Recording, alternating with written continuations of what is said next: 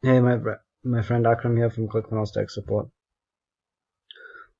So what I did is I tested this and it didn't go for me as well.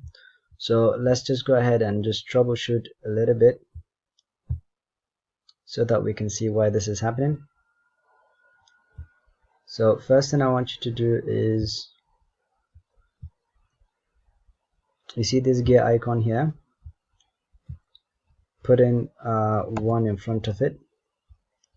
Scroll down and click on update page. Then go to publishing. Wow. You might want to rename this. So maybe we can just do, right, something like this, and then click on update funnel step.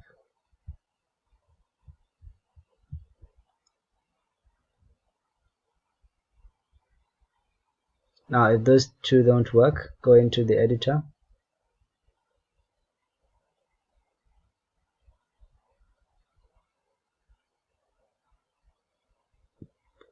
then go into settings,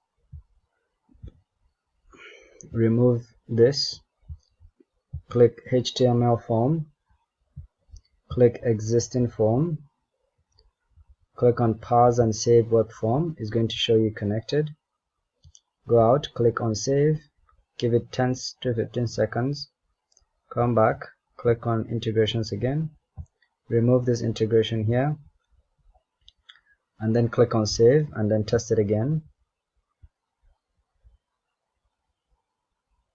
If it doesn't work, go into settings,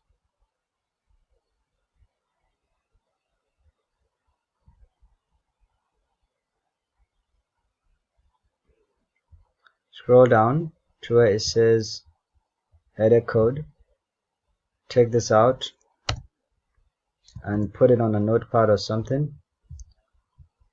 Scroll down, click on save and update settings, then test the funnel again. Of course, clear your cache and your cookies after your changes and then test the funnel again. So these are the 3 options that I'm giving you so that we can troubleshoot.